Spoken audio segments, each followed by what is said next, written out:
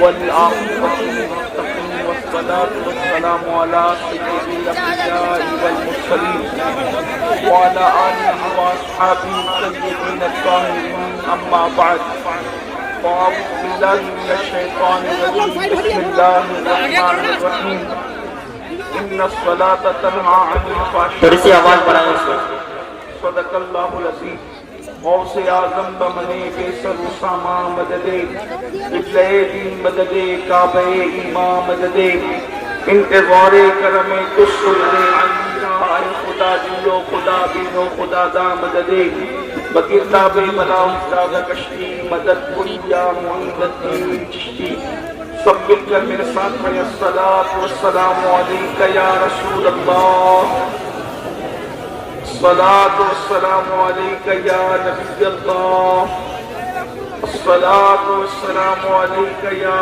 حبيب الله وعلى آلك وأصحابك يا نبي الله صلى الله تعالى عليه وسلم. آج کی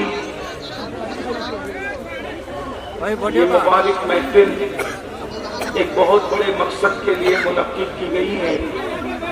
آج آپ کی بستی میں جامعہ کنیزان فاطمہ اس ادارے کی بنیاد حضرت علامہ محبوب صاحب اور سید احمد کبیر صاحب اور علماء مشائخ کے ہاتھوں سے رکھی گئی ہے. اللہ تبارک و تعالیٰ اس ادارے کو دن گیارہویں رات 12ویں ترقی عطا فرمائے اور اس کی تعمیر کے لیے غیب سے اسباب پیدا فرمائے. لائٹ لیٹ ہونے کی وجہ سے ہم تاخیر سے پہنچے. مغرب کا وقت بالکل قریب ہے. تھوڑی دیر آپ توجہ سے بات سن لیں. بچیوں کی تعلیم بے پناہ ضروری ہے.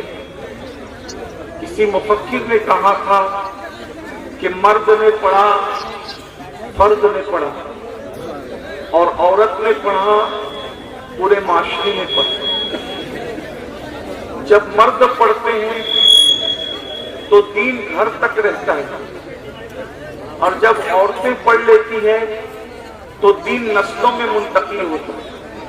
اس لیے یہ بہت بڑا کام ہے, بہت اچھا کام ہے اور ہم دعا کرتے ہیں اللہ کی بارگاہ میں, اللہ تبارک و تعالیٰ کی بارگاہ میں دعا کرتے ہیں کہ اللہ کرے جامعہ کنیزان فاطمہ جلد سے جلد تیار ہو اور ہم اس کو اپنی ماتھے کی آنکھوں سے دیکھیں اور ہماری بچیاں اس میں تعلیم حاصل کریں. آپ کے لیے اور میرے لیے اب نصیحت کی بات یہ ہے کہ اللہ تبارک و تعالیٰ نے ہمیں مسلمان گھر میں پیدا فرمایا اور اللہ نے ہمیں ایمان کی دولت عطا کی. ایمان کی دولت سے بڑھ کر کوئی دولت دنیا میں تھی نہ ہے نہ ہو سکتی. جس کو اللہ نے ایمان کی دولت دی, یاد رکھیے اللہ تبارک و تعالیٰ بادشاہت دوستوں کو بھی دیتا ہے اور دشمنوں کو بھی دیتا ہے. اپنے چہیتوں کو بھی دیتا ہے اور اپنے دشمنوں کو بھی دیتا ہے. بادشاہت اس نے اپنے چہیتے سلیمان علیہ السلام کو بھی دی اور اپنے دشمن فرعون کو بھی دی. اللہ رب العزت نے اپنے مقبول بندے ذوالقرنین کو بھی بادشاہت دی اور نمرود کو بھی بادشاہت دی. تو اللہ بادشاہت اپنے چہیتوں کو بھی دیتا اور اپنے دشمنوں کو بھی دیتا ہے. مال اپنے چہیتوں کو بھی دیتا اور اپنے دشمنوں کو بھی دیتا ہے. مال اور عزت اللہ پاک اپنے پسندیدہ بندوں کو بھی دیتا ہے اور اپنے دشمنوں کو بھی دیتا ہے. مگر ایمان اللہ صرف پسندیدہ بندوں کو عطا کرتا ہے. جن کو اللہ تبارک و تعالیٰ جنت کے لیے چن لیتا ہے, جن کو اللہ اپنے لیے چن لیتا ہے, ان کو ایمان کی دولت عطا کرتا ہے. جب اللہ تبارک و تعالیٰ نے ہمیں اتنی بڑی دولت عطا کی ہے تو اب ہم سب کو اس کی فکر کرنا چاہیے کہ ہم ایمان پر رہیں اور ایمان پر ہی اس دنیا سے جائیں. قرآن کہتا ہے وَلَا تَمُوتُنَّ إِلَّا وَأَنْتُمْ مُسْلِمُونَ, تم نہ مرو مگر اس حال میں کہ تم مسلمان رہو. اور یاد رکھیے اس دنیا سے مسلمان جانے کے لیے بے پناہ ضروری ہے کہ جن چیزوں کو اللہ نے حرام قرار دیا ہے ان چیزوں سے بچے اور جس کے کرنے کا حکم دیا ہے وہ کرنے کی کوشش کرے. جس طریقے سے بیماری انسان کو موت تک پہنچاتی ہے، اگر ہم بیماری کا علاج نہیں کریں گے تو ہم موت تک جا سکتے ہیں. اسی طرح اگر ہم گناہوں سے نہیں بچیں گے تو کفر تک جا سکتے ہیں. بیماری موت تک لے جاتی ہے اور گناہ کفر تک لے جاتے ہیں. اور سب سے بڑا گناہ اللہ اکبر شرک کے بعد اگر کوئی ہے تو وہ نمازوں کو ترک کرنا ہے. اللہ کے نزدیک بہت بدترین گناہ ہے نمازوں کو ترک کرنا، اس لیے کہ اللہ رب العزت نے پورے قرآن میں تقریباً 700 مقامات پر نماز کا حکم عطا فرمایا ہے. ہم لوگ نماز کے معاملے میں بہت کمزور ہیں. ہم غوث پاک کی فاتحہ بھی کرتے ہیں، غریب نواز کا عرس بھی مناتے ہیں، امام جعفر صادق کی نیاز بھی کرتے ہیں، ہم مرید بھی ہوتے ہیں، ہم علماء کے چہروں کی زیارتیں بھی کرتے ہیں، ہم بزرگوں کے ہاتھ بھی چومتے ہیں، ہم سب کچھ کرتے ہیں. لیکن اس وقت مسلمان پوری دنیا کا نماز کے معاملے میں کمزور سے کمزور تر ہوتا جا رہا ہے. اور یاد رکھیے جب تک مسلمان مسجد کے قریب نہیں آئیں گے مسلمانوں کے حالات بدلنے والے نہیں ہیں. آپ کچھ بھی کر لیجئے، کالجز بنا لیجئے، یونیورسٹیاں بنا لیجئے، جامعات بنا لیجئے، فیکٹریاں بنا لیجئے، آپ کچھ کر لیجئے، جب تک خدا کی چوکھٹ سے قریب نہیں آؤ گے نہ دنیا کی کامیابی ہوگی نہ آخرت کی کامیابی ہوگی. اس لیے کہ اذان کے الفاظ ہے حی علی الصلاۃ، نماز کی طرف آؤ. کیا ملے گا؟ حی علی الفلاح. جو نماز کی طرف آئے گا اس کے لیے کامیابی یقینی ہے. ایسی کامیابی کہ زمین پر رہو گے تو بھی کامیاب رہو گے، زمین کے اندر جاؤ گے تو بھی کامیاب. اگر اپنی نسلوں کو کامیاب دیکھنا ہے، اگر اپنی نسلوں کو ترقی پر دیکھنا ہے، اگر خود ترقی چاہتے ہو تو نماز کی طرف آؤ. آپ میں کے بہت سے لوگ کہتے ہیں اتنا کماتے ہیں گھر میں برکت نہیں ہے. پورے ہندوستان میں آپ لوگوں کی دعاؤں کی برکت سے ہم لوگ جاتے ہیں، پورے ملک میں جاتے ہیں، کروڑ پتی کے مکان میں بھی جاتے ہیں، غریبوں کے جھوپڑوں میں بھی جاتے ہیں. سب کا ایک ہی مسئلہ ہے مولانا برکت نہیں ہے، بہت کمارے رزق میں برکت نہیں ہے. کوئی کہتا ہے بیٹی کو رشتہ نہیں ہے، کوئی کہتا ہے گھر میں بیماریاں ہیں، کسی نے کچھ کر دیا، کسی نے کچھ کر دیا، اچھے نہیں رہتے، بچے باقی ہو رہے ہیں، بیٹیوں کو رشتے نہیں ہیں، گھر میں برکت نہیں ہے، روزی میں برکت نہیں ہے. کسی نے کچھ کر دیا، کسی نے کچھ نہیں کیا. اللہ قرآن میں فرماتا ہے وما اصابکم من مصیبت فبما کسبت ایدیکم، کہ تم پر جو مصیبت آتی ہے وہ تمہارے گناہوں کی وجہ سے. اور نماز کا چھوڑنا سب سے بڑا گناہ ہے. اکبر الکبائر کہہ لے تو یہ کوئی مبالغہ نہیں ہوگا. یہ سارے گناہوں میں بڑا گناہ ہے شرک کے بعد. میرے بھائیوں ایک وقت کی نماز کے لیے صرف 10 منٹ کا ٹائم لگتا ہے. کبھی سفر میں رہو تو بھی نماز کے لیے ٹائم نکالو، خوشی ہو تو بھی نماز کے لیے ٹائم نکالو، غم ہو تو بھی نماز کے لیے ٹائم نکالو. اگر تم نے نماز کے لیے ٹائم نہیں نکالا تو میں 2-3 باتیں آپ سے عرض کرنا چاہتا ہوں. اللہ کے رسول صلی اللہ علیہ وسلم سب سے زیادہ جس شخص سے ناراض ہے وہ بے نمازی ہے. میرے آقا ارشاد فرماتے ہیں نمازی کا میرے ساتھ، بے نمازی کا میرے ساتھ کوئی، بے نمازی کے ساتھ میرا کوئی وعدہ نہیں ہے. اللہ کے رسول علیہ السلام فرماتے ہیں میں محمد بے نمازیوں سے بیزار ہوں. اللہ کے رسول کی حدیث ہے، فقی ابواللہ سمرقندی لکھتے ہیں آقا نے فرمایا کہ میں محمد بے نمازیوں سے بیزار ہوں. قیامت کے دن ان کے ساتھ میرا کوئی وعدہ نہیں ہے. اور جو نماز کو چھوڑ دیتا ہے وہ اللہ کے سلمہ کرم سے باہر ہو جاتا ہے، وہ خدا کی چادر رحمت سے باہر ہو جاتا ہے. اور میرے آقا بے نمازیوں سے اتنی نفرت کرتے تھے کہ اپنے صحابہ کو وصیت کرتے تھے. فقی ابواللہ سمرقندی اپنی کتاب قرۃ العیون میں لکھتے ہیں کہ میرے آقا نے ارشاد فرمایا اے ابو ہریرہ بے نمازی کے ساتھ نہ بیٹھا کرو.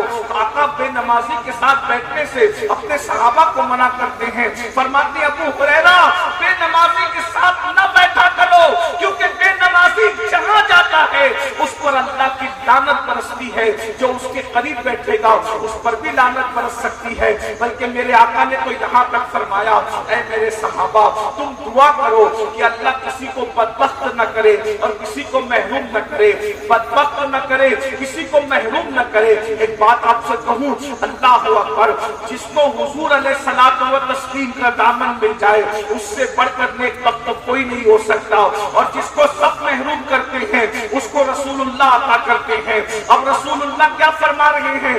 دل کے کانوں سے سن لیجئے، اللہ کرے آپ کے دل میں بات اتر جائے۔ میرے آقا فرماتے ہیں میں اپنے صحابہ سے کہ دعا کرو اللہ کسی کو بدبخت نہ کرے، کسی کو محروم نہ کرے۔ پھر میرے آقا نے فرمایا تم مجھ سے پوچھتے نہیں، تم مجھ سے سوال نہیں کرتے کہ بدبخت کون ہے اور محروم کون ہے؟ تو صحابہ نے عرض کی یا رسول اللہ بدبخت کون ہے، محروم کون ہے؟ تو میرے آقا فرماتے ہیں جو جان بوجھ کر نماز چھوڑ دیتا ہے وہ بدبخت بھی ہے، وہ محروم بھی ہے۔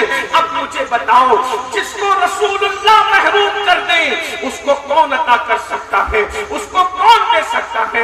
اپنے مسائل کا حل سجدوں میں ہے، عبادت میں ہے، نماز میں ہے۔ مسجد کے قریب آئیے، بہت معذرت کے ساتھ عرض کرنا چاہتا ہوں، بہت معافی کے ساتھ، آج ہم لوگ نماز نہیں پڑھتے۔ ہم تو جلسوں میں بیٹھے بیٹھے بھی نماز چھوڑ دیتے۔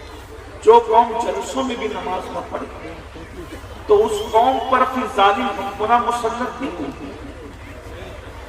جو اللہ کے گھروں کو ویران کرتے ان کے گھروں پہ بلڈوزر نہیں چلیں گے، جو خدا کے گھر کو ویران کرتے ان کے گھر نہیں اجاڑے جائیں گے۔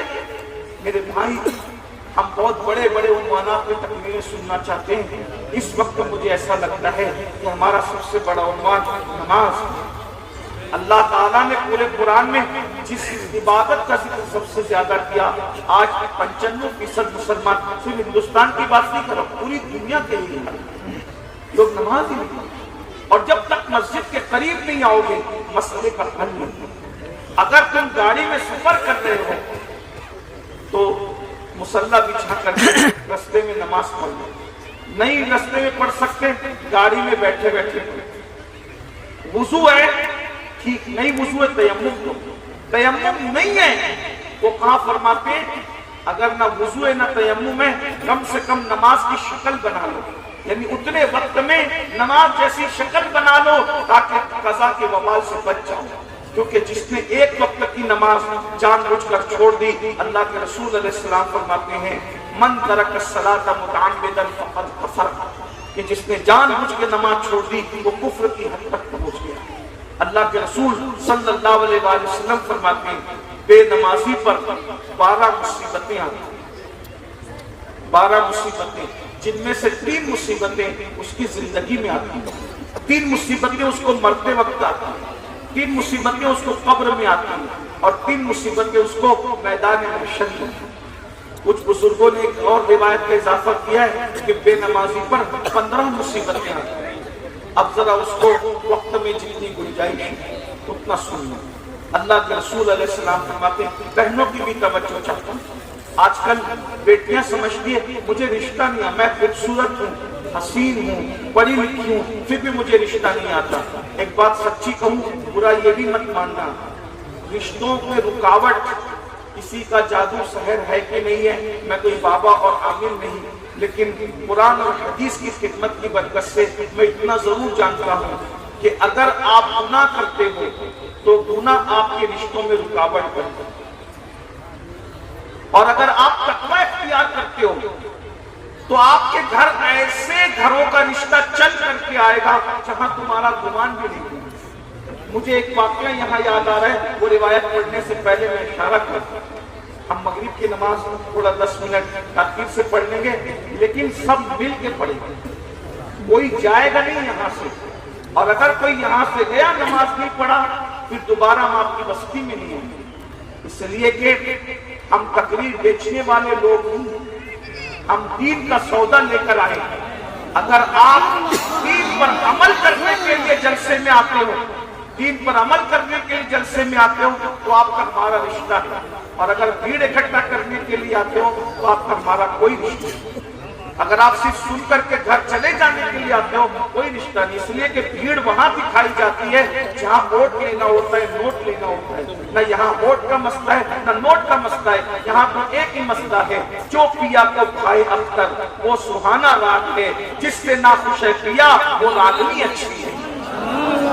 اگر اللہ رسول کی رضا مقصود ہے تو یہ جلسے بھی کامیاب ہیں، یہ تقریریں بھی کامیاب ہیں، یہ آنا بھی کامیاب ہے اور یہ جانا بھی کامیاب ہے، اور صرف بھیڑ اکٹھا کرنا مقصود ہے تو مداری ٹکٹکی بجا کر وہ بھی بھیڑ جمع کر لیتا ہے۔ اگر ہم نے بھیڑ جمع کر لی تو امین القادری کی حیثیت ایک ٹکٹکی بجانے والے مداری سے زیادہ کی نہیں، اور اگر آپ نے اللہ کو راضی کر لیا تو فرشتے پیچھے رہ گئے، تم آگے بڑھ گئے۔